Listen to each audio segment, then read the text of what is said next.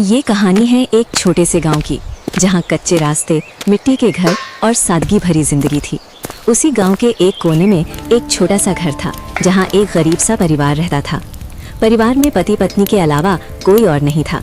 न खेत ज्यादा थे, न मवेशी, न कोई पक्का रोजगार। जैसे तैसे करके वे दोनों दिन के 2 वक्त का खाना जुटा पाते थे। कभी दाल पतली होती, कभी रोटी कम पड़ जाती, पर पत्नी हमेशा अपने हिसाब किताब से घर चलाने की कोशिश करती थी। पत्नी बहुत समझदार और धैर्यवान थी। वो जानती थी कि सीमित आमदनी में अगर जरा सी भी लापरवाही हुई तो भूखे पेट सोने की नौबत आ जाएगी। इसलिए वो रोज सुबह उठकर अनाज गिनती, सब्जी नापती और सोच समझकर खाना बनाती थी। मगर उसके सारे हिसाब किताब पर पानी फेर देता था उसका पति। पति स्वभाव से बेहद बदमाश और लापरवाह था। उसे न गरीबी की चिंता थी, न भविष्य की। उसे बस दिखावा पसंद था। गांव में उसका एक अजीब सा शौक मशहूर था। वो रोज किसी न किसी को अपने घर खाने पर ले आता था। कभी कोई पुराना दोस्त, कभी दूर का रिश्तेदार, कभी कोई राहगीर, तो कभी कोई यूं ही मिलने वाला। उसे लगता था कि मेहमान खिलाना बड़ेपन की निशानी है, चाहे घर में खुद के लिए कुछ बचे या ना बचे। पत्नी हर दिन यही सोचकर डरती रहती थी कि आज फिर कितने लोग आ जाएंगे। वो 2 लोगों के हिसाब से खाना बनाती थी, क्योंकि घर में तो बस वही 2 थे। मगर पति रोज दरवाजे पर खड़े होकर किसी न किसी को आवाज देता, अरे आओ, आज हमारे घर खाना खाओ। कभी कभी तो ऐसा होता कि 4-5 लोग एक साथ आ जाते। तब पत्नी के चेहरे पर पसीना आ जाता।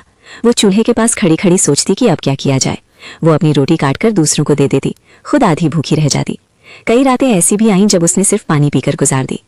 शुरू में उसने कुछ नहीं कहा। वो सोचती थी कि शायद पति समझ जाएगा, शायद हालात देखकर सुधर जाएगा। मगर पति पर कोई असर नहीं पड़ा। उसे तो और मजा आने लगा। गांव में लोग कहने लगे, फलां आदमी कितना दिलदार है, रोज मेहमान खिलाता है। ये सुनकर उसका सीना और फूल जाता। एक दिन हालात बहुत बिगड़ गए। घर में बस थोड़ी सी दाल और 2 रोटियों जितना आटा बचा था। पत्नी ने पति से हाथ जोड़कर कहा, आज किसी को मत लाना, घर में बस उतना ही है जितना हमारे लिए है। पति हंस पड़ा और बोला, अरे डरती क्यों हो, भगवान देगा। और ये कहकर वो बाहर निकल गया। उस दिन शाम को सच में वो 2 लोगों को साथ ले आया। पत्नी ने जैसे तैसे सबको खिलाया, मगर उस रात खुद भूखी सो गई। बिस्तर पर लेटते हुए उसकी आंखों से आंसू बह निकले। तभी उसके मन में ठान लिया कि अब बहुत हो गया। अगले दिन सुबह उसने साफ शब्दों में पति से कहा, आज के बाद अगर तुम किसी को भी बिना बताए खाने पर लाए तो मैं ये घर छोड़कर चली जाऊंगी। पत्नी की आंखों में उस दिन अजीब सी दृढ़ता थी। पति पहली बार थोड़ा घबराया। उसे लगा कि शायद पत्नी सच में चली जाएगी। बिना कुछ बोले वो घर से बाहर निकल गया। पत्नी जानती थी कि पति चाहे जितना डर जाए, आदत आसानी से नहीं बदलती। उसे पूरा भरोसा था कि शाम को वो फिर किसी न किसी को साथ लेकर ही आएगा। इसलिए उसने मन ही मन एक तरकीब सोची। उसने घर के कोने में रखा एक मोटा सा डंडा निकाला और रसोई के पास टिका दिया। फिर वो शांति से अपने काम में लग गई। शाम होते होते दरवाजे पर आहट हुई। पति आया था। पत्नी ने राहत की सांस ली कि वो अकेला है। मगर कुछ ही पल बाद उसने देखा कि पति के पीछे पीछे उसका एक दोस्त भी आ रहा है। पत्नी के चेहरे पर हल्की सी मुस्कान आ गई, जैसे उसे यही उम्मीद थी। पति दोस्त को बैठाकर बोला, मैं जरा नहा आता हूँ, तब तक तुम बैठो। ये कहकर वो अंदर चला गया। पत्नी ने मौका देखकर दोस्त को पत्तल पर खाना परोस दिया, दाल, रोटी और थोड़ी सी सब्जी। दोस्त खुश होकर खाने लगा। पास ही वो डंडा रखा था। थोड़ी देर बाद दोस्त ने जिज्ञासा से पूछा, भाभी, ये डंडा यहाँ क्यों रखा है? पत्नी ने बिल्कुल गंभीर चेहरे से कहा, यह हमारे घर का रिवाज है। यहाँ जो भी खाना खाता है, खाना खाने के बाद उसे इस डंडे से मारा जाता है। दोस्त घबरा गया। उसने पूछा, क्यों भाभी? पत्नी ने बड़े शांत स्वर में जवाब दिया, ताकि खाना अच्छे से पच जाए। हमारे घर में ऐसा ही होता है। ये सुनते ही दोस्त के हाथ से रोटी गिर गई। उसका चेहरा सफेद पड़ गया। वो घबराकर उठ खड़ा हुआ।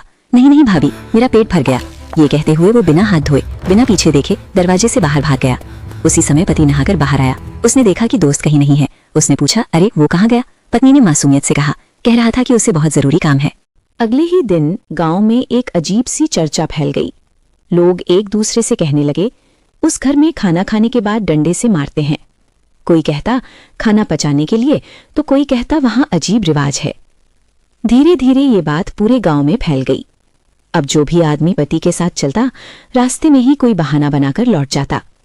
कोई कहता पेट खराब है, कोई कहता जल्दी है। पति हैरान था। उसे समझ नहीं आ रहा था कि अचानक लोग उसके घर खाने से क्यों डरने लगे हैं। कुछ दिनों बाद उसने पत्नी से पूछा, लोग मेरे साथ घर क्यों नहीं आते? पत्नी मुस्कुराई और बोली, शायद अब तुम्हारी दिलदारी से लोग डरने लगे हैं। धीरे धीरे पति को अपनी गलती का एहसास होने लगा। उसे समझ आया कि उसकी दिखावे की आदत ने घर को कितनी परेशानी में डाल दिया था। अब घर का खाना सुरक्षित रहने लगा। पत्नी चैन से खाना बनाने लगी और खुद भी पेट भरकर खाने लगी। इस तरह पत्नी की चतुराई से न सिर्फ घर का खाना बचा, बल्कि पति का रोज रोज लोगों को खिलाने का भूत भी हमेशा के लिए भाग गया। ये कहानी हमें सिखाती है कि समझदारी और सूझबूझ से बड़ी समस्या का हल निकाला जा सकता है, बिना लड़ाई और बिना झगड़े।